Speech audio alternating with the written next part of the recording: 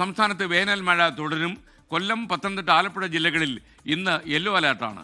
ശ്രീലങ്കൻ തീരത്തിന് സമീപം രൂപം കൊണ്ട ചക്രവാത ചുഴിയുടെ സ്വാധീനം കൊണ്ട് ബംഗാൾ ഉൾക്കടലിൽ ന്യൂനമർദ്ദത്തിനും സാധ്യത വരുന്നു. മേഘന മുരളി കാലാവസ്ഥയുടെ അപ്ഡേറ്റുമായി തലസ്ഥാന നഗരിയിൽ നിന്ന് ചേരുകയാണ്. മേഘന, ഗുഡ് മോർണിംഗ്, പറയും.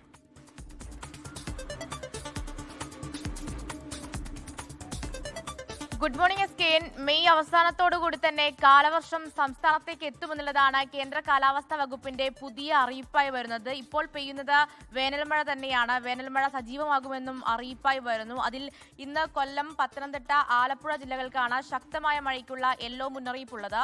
നാളെ പത്തനംതിട്ട, ആലപ്പുഴ, കോട്ടയം, എറണാകുളം ജില്ലയിലും മഴ മുന്നറിയിപ്പുണ്ട്. അതിൽ കർണാടക, തമിഴ്നാട് മേഖലകളിലുള്ള ന്യൂനമർദ്ദ പാത്തിയുടെ ഒരു സ്വാധീനമാണ് താപനില കുറഞ്ഞ് വേനൽമഴ സജീവമാകാനുള്ള കാരണമെന്നാണ് പറയുന്നത്. അതുപോലെ തന്നെ ശ്രീലങ്കൻ തീരത്തിന് സമീപമായി ഒരു ചക്രവാത ചുഴി രൂപപ്പെട്ടിട്ടുണ്ട്. അത് 48 മണിക്കൂറിനുള്ളിൽ ന്യൂനമർദ്ദമായി രൂപാന്തരപ്പെടാനുള്ള ഒരു സാധ്യത കൂടിയുണ്ട്. അങ്ങനെയാണെങ്കിൽ വരും ദിവസങ്ങളിലും വേനൽമഴ അതിശക്തമാകാനുള്ള ഒരു സാധ്യത കൂടിയുണ്ട്. അതിൽ ജാഗ്രതാ നിർദ്ദേശം കേന്ദ്ര കാലാവസ്ഥാ വകുപ്പ് പുറപ്പെടുവിക്കുന്നുണ്ട്. അതുപോലെ തന്നെ കേരള, ലക്ഷദ്വീപ് തീരങ്ങളിൽ മത്സ്യബന്ധനത്തിനും വിലക്ക് ഏർപ്പെടുത്തിയിട്ടുണ്ട്. അതുപോലെ മണിക്കൂറിൽ 50 മുതൽ 45 കിലോമീറ്റർ വരെ വേഗതയിൽ കാറ്റ് വീശാനുള്ള സാധ്യതയുണ്ട്. ജനങ്ങൾ ജാഗ്രത പാലിക്കണം. കാലവർഷത്തെ വരവേൽക്കാൻ ഒരുങ്ങണമെന്നുള്ള കാര്യം കൂടി കേന്ദ്ര കാലാവസ്ഥാ വകുപ്പ് അറിയിക്കുന്നു. ഓക്കെ, താങ്ക് യു മേഘന മുരളി.